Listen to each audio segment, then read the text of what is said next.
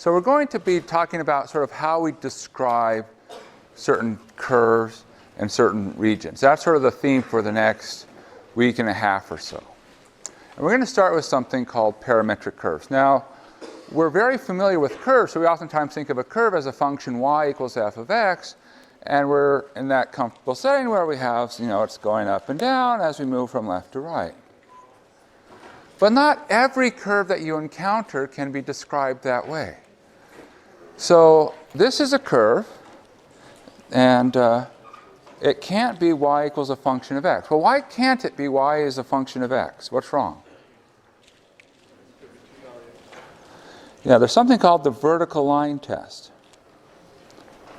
And you'll see if you draw a vertical line, if you ever hit a curve twice, that says I can't describe this curve y as a function of x because there's not like a unique y value for that x coordinate.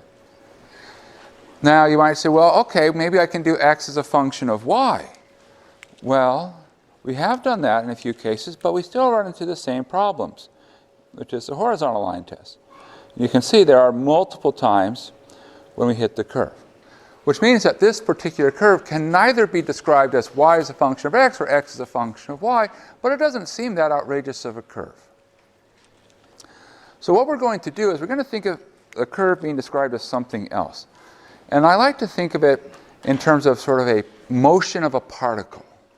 So I have this little teeny tiny dot, and I'm just sort of tracking where it is as that particle moves around. And so now, what's important is what time are we looking at? So as time varies, the particle moves.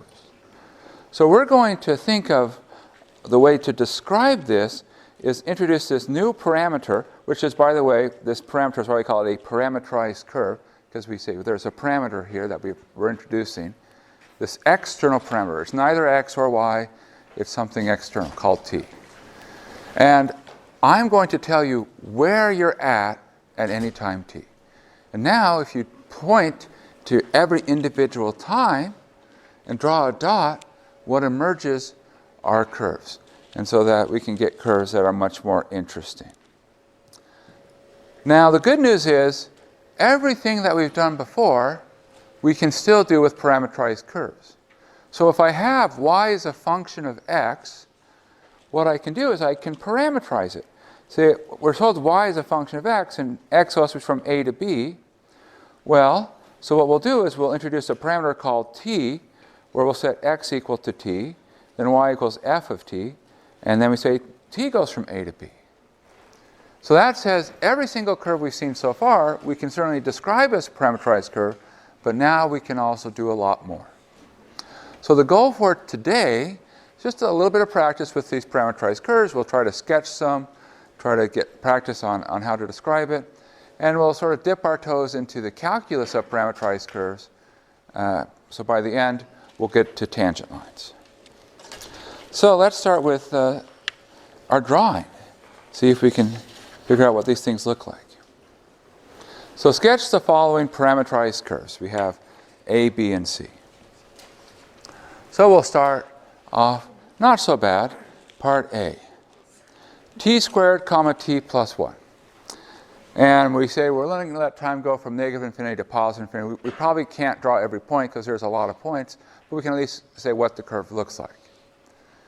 Now, if we were a computer, the way we do this is we say, well, let's start just doing a lot of number crunching and put a lot of dots in, and then connect the dots. That's how computers draw stuff. They just connect the dots. It doesn't sound very sophisticated because it's not. But if it works, it works. Now, we're not going to do that because we're very impatient. We don't want to have to draw a few thousand points. So we're going to think about what we're saying here. So let's start with part A. So part A, one way we could have written this is we can say, well, x of t is t squared, and y of t is t plus 1. Now, one approach you can take to sketching a parameterized curve is to say, can I get rid of my parameter? In other words, can I remove t from the equation? So let's think about it. So I'm going to suppress the of t. So I can just say, well, look, x is t squared and y is t plus 1. What's something that we could do to get rid of the t's in this equation? So instead of having two equations, just reduce it to one, but with no t at all. What can we do?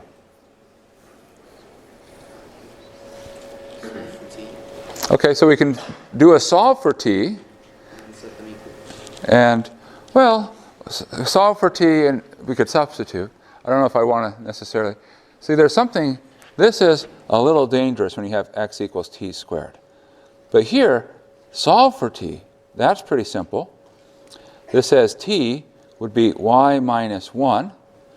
Now, substitution, that would give us x equals, parenthesis, y minus 1 quantity squared.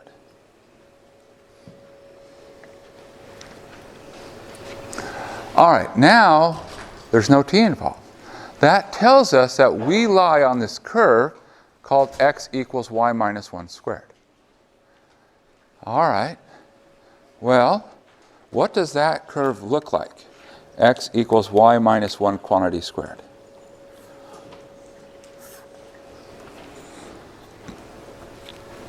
Suppose I said x equals y squared.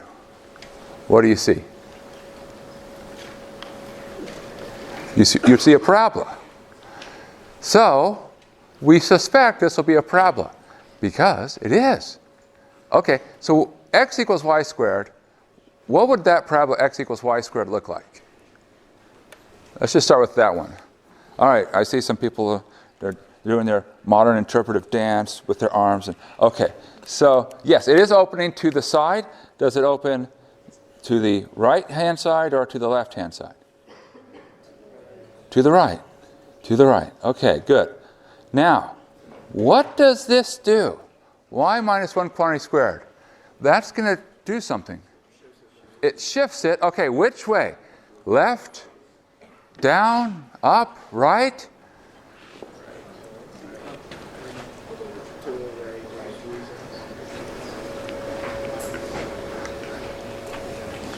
It shifts it up.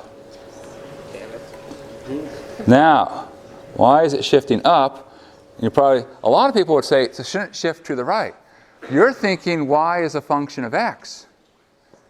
So if it had been y equals x minus 1 squared, yes, it shifts it to the right. But we've changed. We've changed the roles of x and y. So now it shifts it up. And one way you can convince yourself that this is true is just say, is that point even on the curve? Well, if you set y equal 1 and x equals 0, that is a relationship which is satisfied.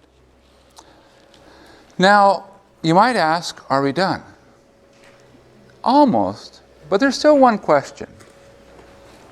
That says, suppose you ignore the t, you'd be on this parabola that's opening to the right. So it's 100% true that every point on our parametric curve is on that parabola, but do we hit all of the parabola, or maybe do we just hit part of it? What's the answer? And I'm not saying that this is an easy thing to decide, but what do you think? Do we hit everything on there, or do we hit just some of the things on there?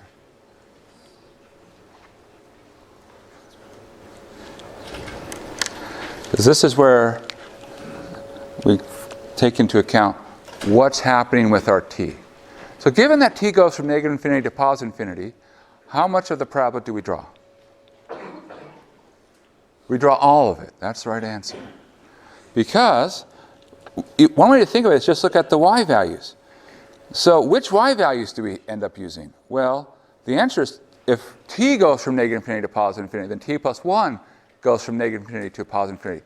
So we're going to hit every single y value. And if you look on this parabola, when we talk about hitting every single y value, so for every single y value, we're going to draw a point and 1 point. But notice, by the time we hit all the y values, we've hit everything on this parabola. So the answer is, in fact, we're going to draw the whole parabola. All right. Good. Don't worry. That's not a silly question. It's actually a great question, as we're going to see, hopefully, with the next few examples. Okay, so that's part A. Part B, t comma t squared. I think this one might be a little bit faster. X of t equals t, y of t equals t squared. So, if we think about the process, what curve are we drawing? Y equals x squared. Because if we, here, again, we can think about, well, if we don't know, we can sort of do our suppress the x of t, y of t, just say x equals t, y equals t squared. And we're saying, aha, that's the same as y equals x squared. Well, that's no secret. We would know what that looks like. Y equals x squared would be this parabola. Opening up. Now, is this the answer? And why not? Got to take into account the bounds. So here we have that t is going from 0, not including 0, up to 1, and we do include it. So we can think about, well, that restricts what x does. So we say, okay, 0 is less than x, is less than or equal to 1.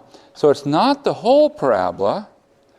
Instead, what we're going to end up with is we don't start at 0, but we can get close. Then we move up along the parabola until we get to that point 1. So that's what the answer is. So, all right, so this is part B. I'll put a little box around it. Okay, one more to go. Part C. All right, we're getting better at this. Our parameterized curve is e to the t, comma, e to the 2t. And now, time goes from negative infinity up to 0. What do we look like? What do we look like? So we can, if we're not sure, we can try to say, well, maybe we can reduce it to something we've seen before. X equals e to the t, y equals e to the 2t. All right, what can we do? We can what? Divide both sides of x. We can divide both sides? Natural log both sides? Wait, e to the 2t is e to the t squared? Why? So wait, so this is e to the t squared? You're right, it works. Okay, so that would say y equals x squared. Whoa, I'm getting a very deja vu moment here, like we've seen this before. Okay, all right, cool. So we say, all right, y equals x squared. We know what that looks like. That looks like that. Of course, it's the same picture. Is that the answer? And why not? We got to take into account the bounds.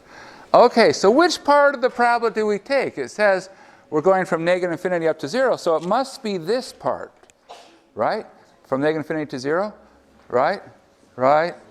No? No? I get a feeling like you don't trust me. Okay, so if it's not that part, which part is it? Where do we start? Or maybe not start because we can't include negative infinity. So let's just think about what happens. What happens at quote-unquote negative infinity when you plug in into e to the t? What do you get? You get 0. So what happens is as t goes to negative infinity, x is going to 0. So it's going to right there. Now, as you go to 0, what happens to e to the t? Goes to 1. Yeah, if e to the t was going to infinity, it would go to infinity, but here we're just going to 0, which is going to 1.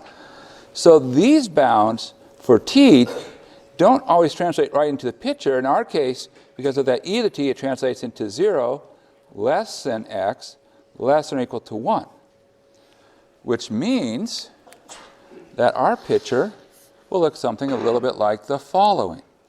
We don't include 0, and then we go up the parabola until we get to 1, and then we stop.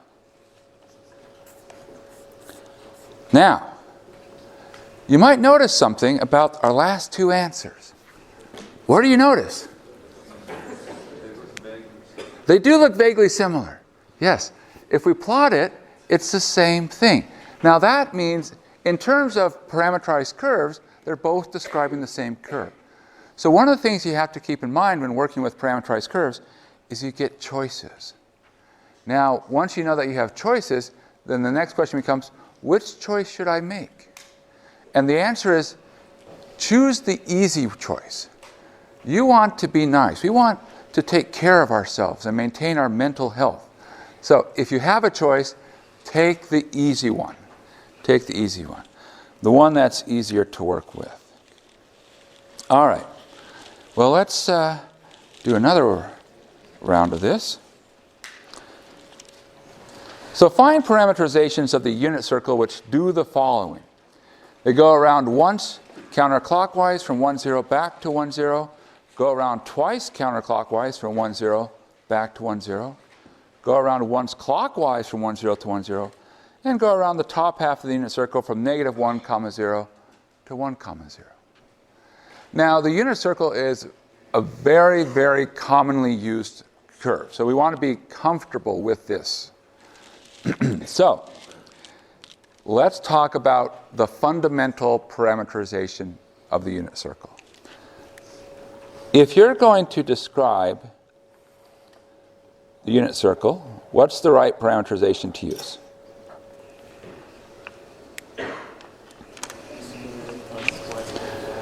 Now, x squared plus y squared equals 1 is a beautiful formula that does describe the circle, but it's not a parameterization, because I want to have x of t equals something, y of t equals something. Is there any nice parameterization that you know? Maybe it wasn't told to you using the words parameterization. So maybe, is there any nice way to describe points on the unit circle? What? Cosine and sine. That's it. So when you think of unit circles, you should oftentimes think of the parameterization as cosine and sine. That is the parameterization, the classic parameterization that describes unit circle. And so as you let t vary, you can think of it as moving around the circle. If you start with t equals 0, that starts here, and then by the time you've gone around once, you've gone up to t equals 2 pi. Now, you don't have to use cosine t, sine t. You can do all sorts of fun things to vary things. All right. Well, we'll get to some of them. Okay, so let's start with part A. Go around once counterclockwise, so that says we want to go in the counterclockwise direction from the point 1, 0 back to the point 1, 0. What's the parameterization that does that?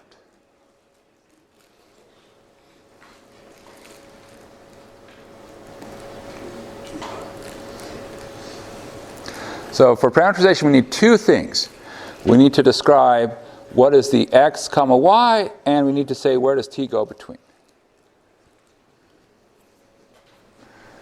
And I want to say there's not a unique answer here, so any thoughts? Yeah, cosine t and sine t from 0 to 2 pi. That goes counterclockwise once around the unit circle and starts and stops at 1, 0. Okay, well, what if we want to go around twice? What do we do? What?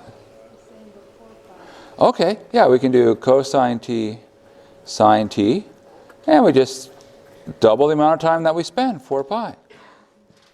Is there another thing we could have done? We could have gone 4 pi to 8 pi, yes. Here's another flavor. We could have gone cosine of 4 pi t, comma sine of 4 pi t, and then we could have done it from 0 to 1. So there's variations. There's things that you can do. Okay. Well, what if we want to go around clockwise? See, normally, when we use the parameterization, we go counterclockwise because we were told that that's how we're supposed to do it. Well, it's an orientation. Now, we're saying, no, don't go that direction. Go this direction. How do we change the direction? Okay, so one thing we can't do is just say, well, let's just make this t negative, because that won't actually do anything. But what we can do is make it so that we'll plug it in cosine negative t, sine of negative t. And that has the effect of essentially running things backwards. So it's like you're flipping time. Okay, what's the parameterization for time?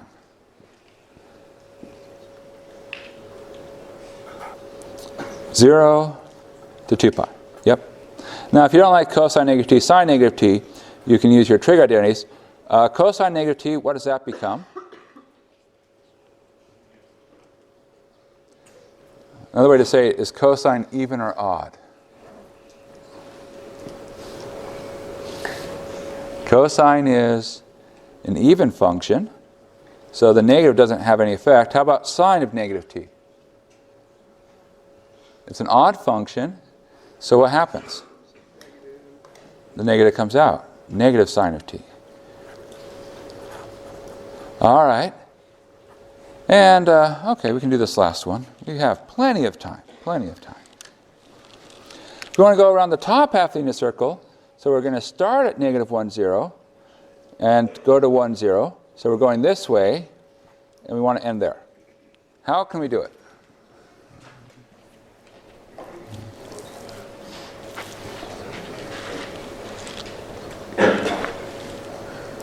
Okay, so someone has said, hey, let's just use the fact that we have something that's going in the right orientation, which is the cosine of t, negative sine of t.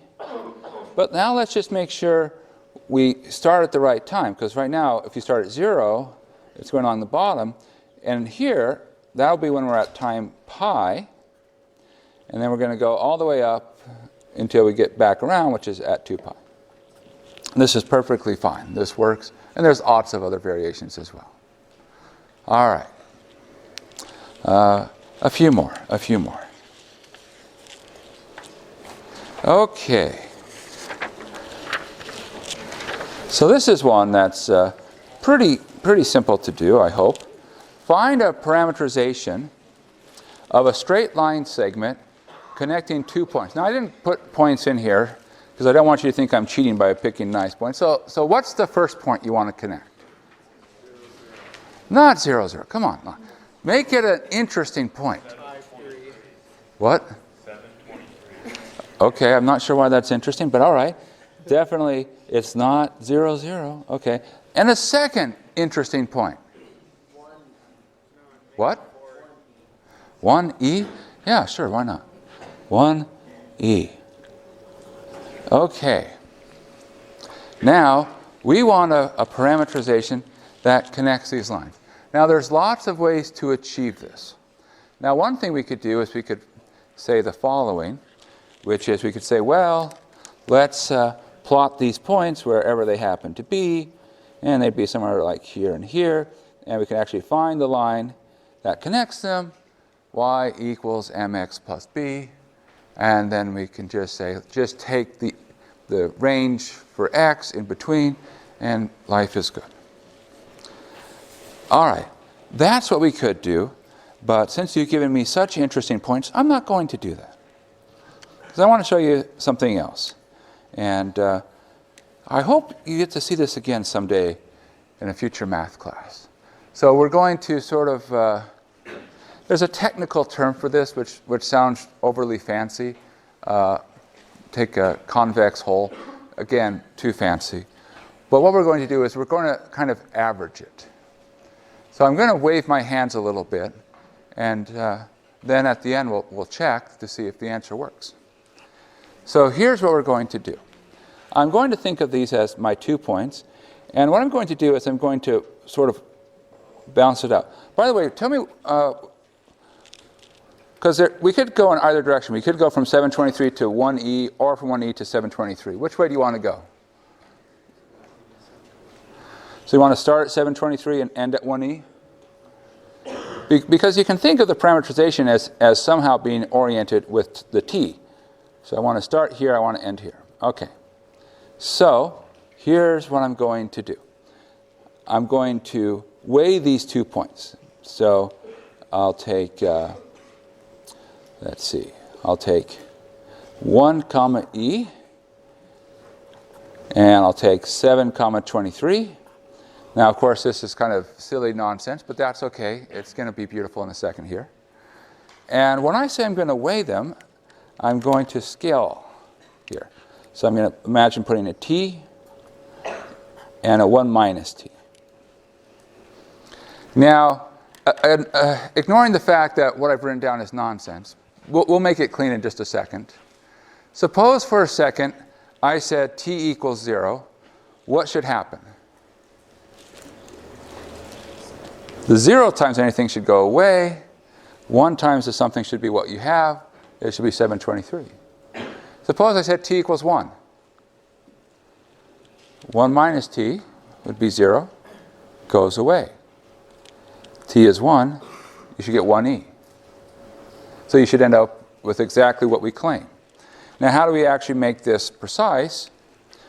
Put a little note here, 0 less than or equal to t less than or equal to 1. What we do is we just sort of say, okay, so we're weighing these. So imagine putting these through and adding them up coordinate-wise. So we're going to get t plus 1 minus t times 7, comma, t times e plus 1 minus t times 23. And now this is the parameterization, and t goes from 0 up to 1. And you're done. You can do this with any 2 points. So this is sort of a nice way to connect any 2 points by a straight line segment which smoothly goes from one point to the other. All right. And I think this will be our last example of sketching a curve, because we do want to talk about tangent lines. Identify and sketch the following curve, x of t, y of t, where x of t is t plus 1 over t, and y of t is t minus 1 over t, and t is positive. Okay.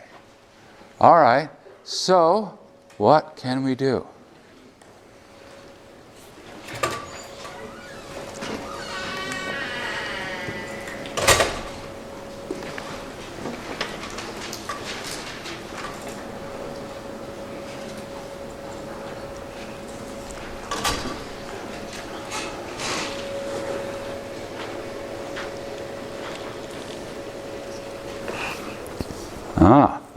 This must be a good one. It's making us go, Any ideas? There's lots of ways to get to the answer, so I'm not saying that there's a secret, tiny, small path that you must travel along. I'll start by doing what we did before. T plus 1 over t, t minus 1 over t.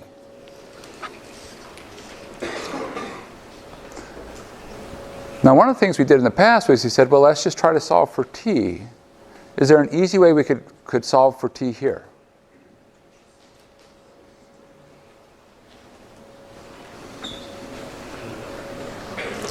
If we sum up all our knowledge, total it together, can we find a way? We can solve for 1 over t. We could solve for 1 over t? How can we solve for 1 over t? Subtract t from x and then plug that into 1 over t. Huh. We could, but I think we still have lots of t's. So when we solve for 1 over t as 1 over t equals x minus t, the problem is we still have t's. I want to get rid of t completely. Is there a way to get rid of t completely? You can subtract t from both sides. I could subtract t from both sides?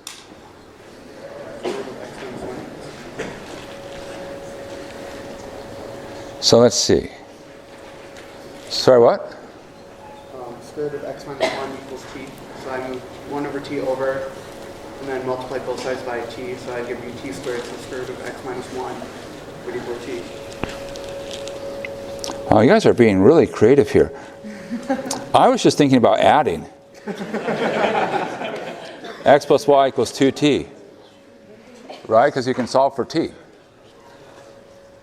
T equals 1/2 of x plus y.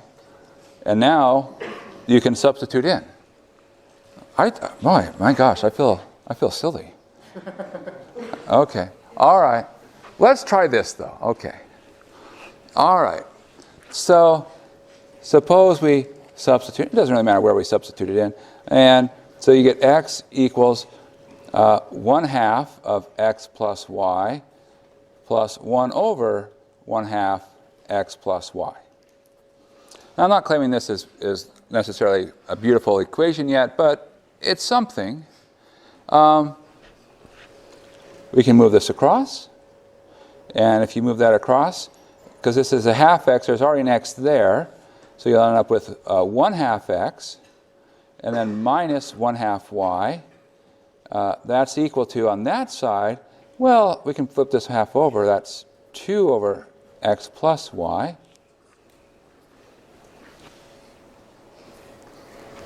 Yes?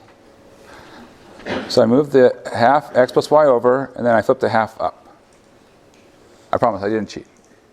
I haven't cheated yet anyways. Well, I don't like fractions. How can I get rid of these halves? Multiply everything by 2. How can I get rid of this x plus y?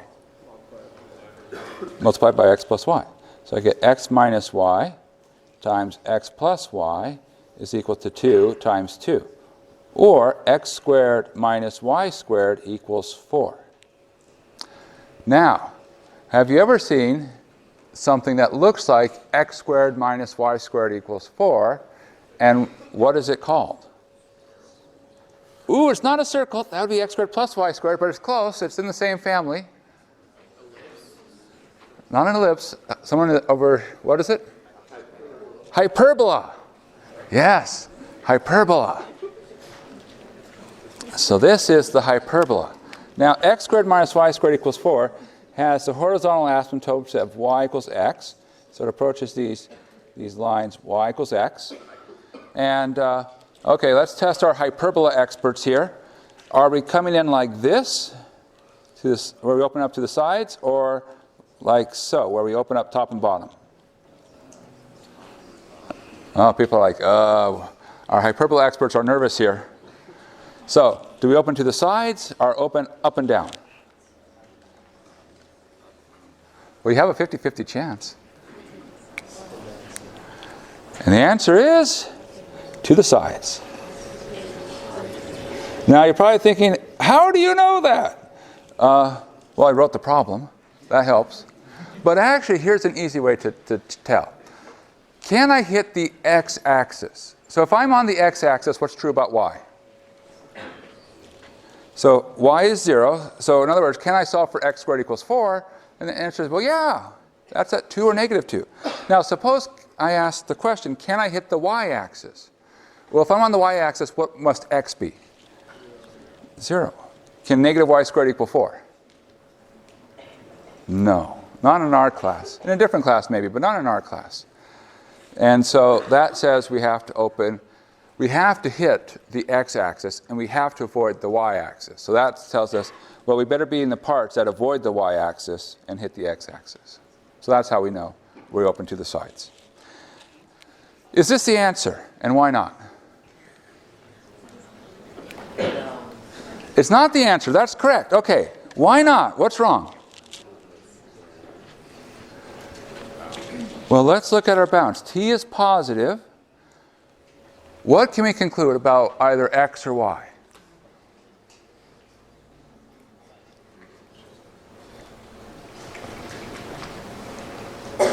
Suppose I tell you t is positive. Let's look at x.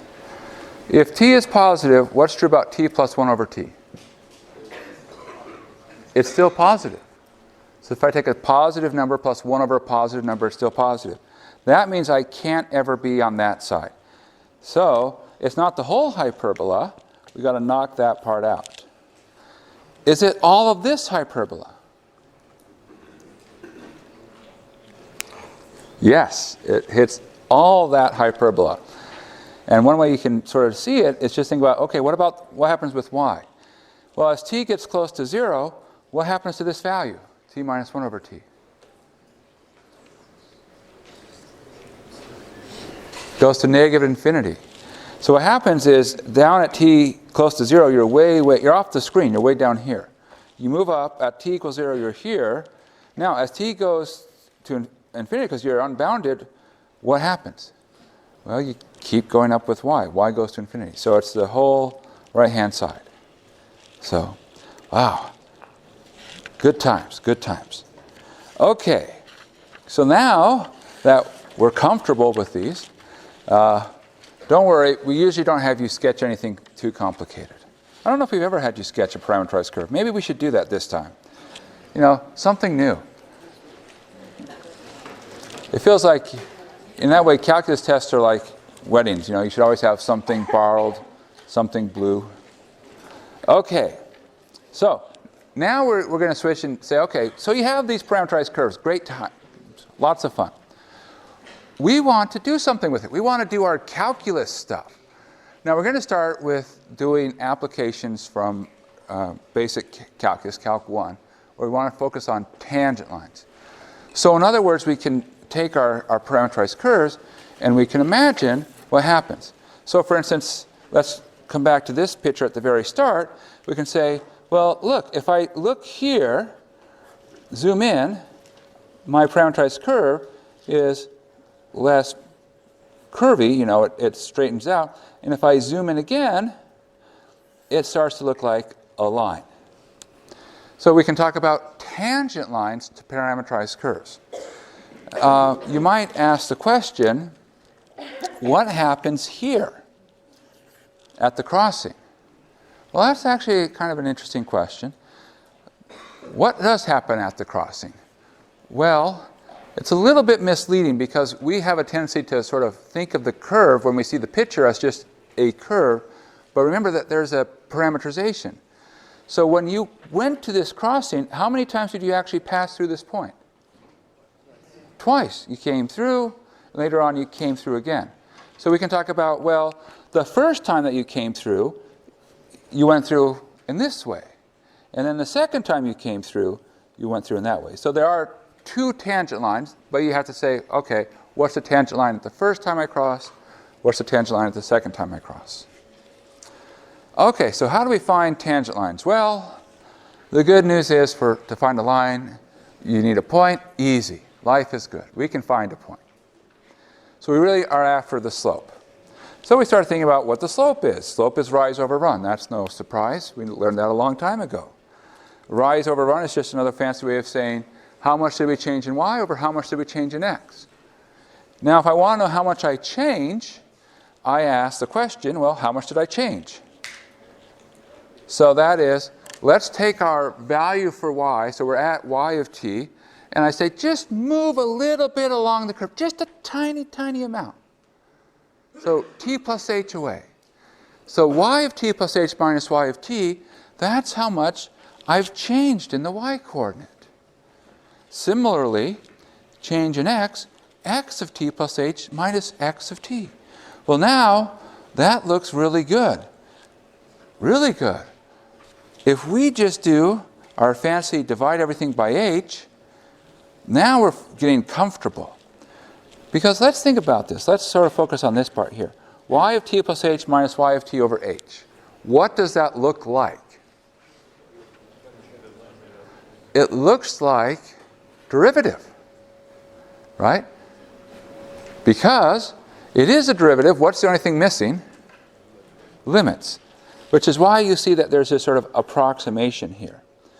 And so, it is approximately the derivative, but the nice thing is, as you take h to 0, so that's the limit, these approximations become equalities.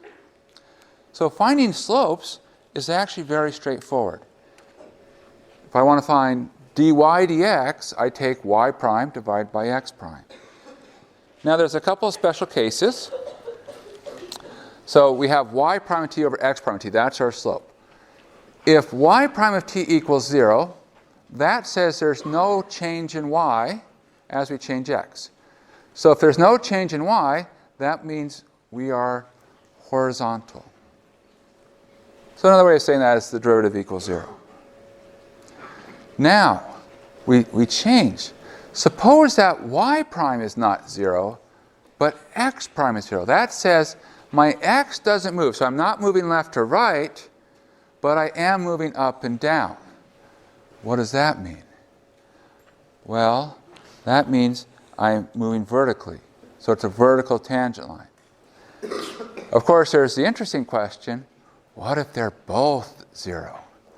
And the answer is more work. If they're both 0, try to figure out what's happening. Take a limit, and we'll see what we get. All right, so let's try this. Shouldn't be so bad. Find dy dx at time t equals 1 for the curve t cubed minus 3t, comma, 2t cubed plus 3t squared minus 12t. So this part is our x of t, and this part is our y of t. So we're after the derivative at a particular time.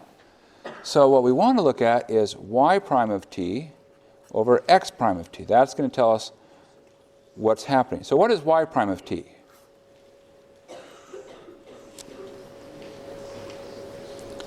Six t squared plus 6t minus 12. And x prime of t? 3t squared minus 3. So that says, you give me any time, that is y prime over x prime, that is our dy dx. All right, well, let's just plug in 1, because it says what's happening at 1. When you plug in 1, what happens to our numerator? You get 0. 6 plus 6 minus 12. What happens downstairs? 0. What does that mean?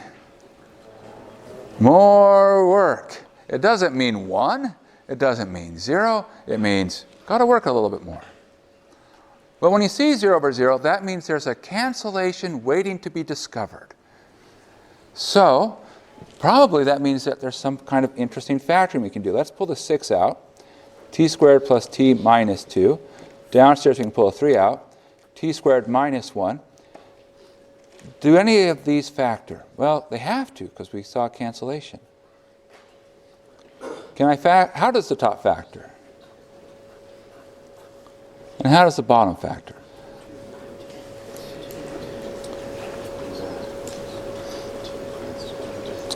I'll give you a hint. Both of them have a t minus 1. Now you're probably thinking, how do I know that? How do we know both of them have to have a t minus 1? Yeah, because when we plugged in 1, we created a 0. And the only way we could create a 0 is if t minus 1 was a factor. So what's the factor left over on the top? T plus 2. And downstairs? T plus 1. Cancel off the t minus 1s. Now let's plug in 1. What do you get upstairs? 6, because you have 2 times 3. What do you get downstairs? You get 2. So that says our dy dx at time t equals 1 should be 3. So that's what our slope should be. So if you were to take this curve and to plot it and say zoom in at what's happening at time t equals 1, you'll see it's actually a little bit interesting. I won't tell you why, but you can go and plot it. But if you zoom in, you'll see, aha, the interesting that happens to also look like it has slope 3. All right. We can do another one. Find an equation for the tangent line to the parametric curve secant t tangent t at time t equals pi over 4. So let's just fly through this. So if I need a tangent line, what's the point? Well, you plug in pi over 4 into both the x and y coordinates. Secant of pi over 4, also known as square root of 2. Tangent of pi over 4 is 1. So there's our point.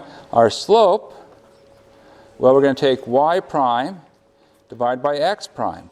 Change in y over change in x. Derivative of tangent, secant squared. Derivative of secant, secant tangent. So that becomes secant divided by tangent. Plug in pi fourths. Secant of pi fourths. Square root of 2 still, yes. Tangent of pi fourths? 1. So this is our slope. There's our point. Y minus our y value is equal to our slope, x minus our x value. Now, if you wanted to, you could simplify this as y equals square root of 2 times x minus 1, because this becomes, distribute through that becomes a minus 2 and add 1. All right. And let's see if we can fly through one more. An equation for the tangent line to the parametric curve given by the following at time t equals 1. So, step 1, we plug in our time 1. What is x of 1 comma y of 1? Well, plug in 1 into x, what do we get? We'll get 1 minus 4 plus 5, which is 2, because it's 6 minus 4. When we plug it into y, we get 1 plus 3 minus 7, which is what?